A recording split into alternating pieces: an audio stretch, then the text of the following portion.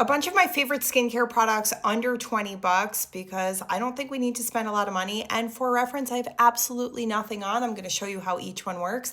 And I'm almost 42 years old. Maybe a hot take, but I don't believe you should spend a lot of money on cleansers. They all have almost the same surfactants. The difference is really how many hydrating ingredients and what the pH level is.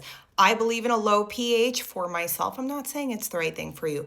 For me, low pH at night is a total game changer. And low pH means it's slightly acidic, like not so much that you can feel it, it's not burning your skin, but it means it allows your active ingredients in your serums, your tretinoin, whatever it is you're using, your retinoids, to really get in there. Otherwise, they just sit on the top of your skin. This one is like 12 or 13 bucks. It's a Korean one. It's by COSRX. Do not even look at the fact that it says Good Morning Cleanser. I use it at night. I think it's better then. And just so you can see, it goes on clear. It has no added dyes or fragrances. And for me, that personally is important.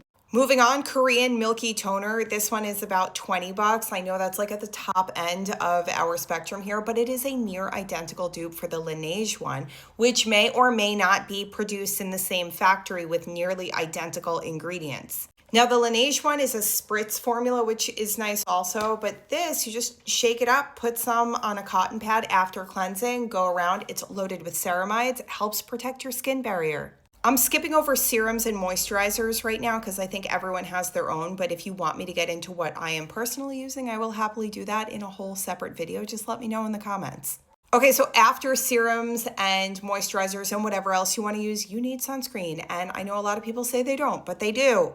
And personally, I think it's why my skin is not riddled with hyperpigmentation and wrinkles and other things. And I use tretinoin, and that definitely helps too. But sun protection, I think, is a really big deal. Anyway, this is a Japanese SPF. It is SPF 50. It's got a watery texture. I'm going to show you how I put it on. I put it on after my moisturizer. It is my makeup primer. I know it's not primer, but it has a really good grip and it's SPF.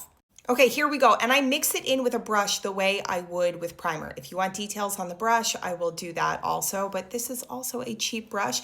And the key when you're looking for a good brush for this is flat top, tightly packed bristles. Anyway, the sunscreen actually primes the brush also for when we go in with skin tint after, I have hair on my face from this. Don't do that. So I mix it in with the brush. It goes in really nicely. You can see that the skin absorbs it really quickly. Wait, the sound got all weird there. Anyway, it's just about worked in now. Now you know the brush and the sunscreen. I'm not going to lie to you. There are other sunscreens I use. It depends on what's on sale. And again, everything is going to be linked below if you want it. But at some point, I may swap this out because something that is equally as good may be on sale. Okay, then these Korean skin tints are my holy grail. I will not go a day without these, except occasionally I use a Naked Sundays product, like in the dead of summer when I need even more protection. But this one is SPF 42. You do not use enough of it to really get the sun protection though, so do not trust that. This is just like cherry on top. And this one, which I think has the most flawless finish, has no sun protection. So just keep that one in mind. I'm using shade 23 in both of them. Shade 23 is sort of a light, medium, cool tone. You do what's best for you. Wait, I do want to say that both of these are well below 20 bucks. This one I think is around 15. It will last a few months. This one is slightly more expensive. I want to say like $17. But this one has a much more extended shade range. Anyway, I'm going to put each one on half of my face to show you. So here we go. I'm going to put a little here. You do not need a lot, by the way. And you can see the shade is pretty much identical. They're both shade 23. Okay, we're working with the same thing. And I'm going to show you on both sides of the face how nicely they blend in. This is the one with SPF 42. Now, again, I didn't use enough to get like really good sun protection from that. So I'm going to remind everyone, use an SPF under this, okay? Whatever you want. It doesn't have to be my Japanese one. Anyway, to see, it looks like skin. It does not look like makeup. Okay, working in the other side, we're gonna do this quickly. And one thing I love is that because it kind of blends into your own skin and it's loaded with skincare ingredients like niacinamide, and I think niacinamide is like a total hero. We can get into that another time if you want. You can be really quick with this.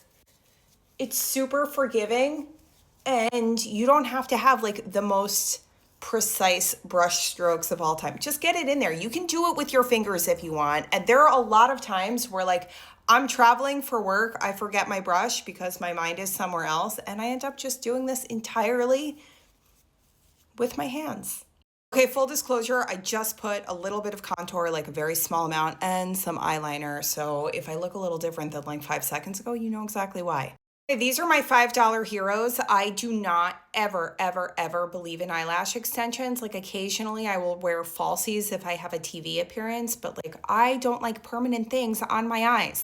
I also think they're bad for your eyes and maybe bad for eyelash health and like whatever. I'm just not interested. I also don't like a lot of the eyelash serums out there. That is another story for another time. But $5, this system, let me show you. Okay, we're curling for like 5 seconds. And then you need a good primer. Now, this one is also like $5 or $6.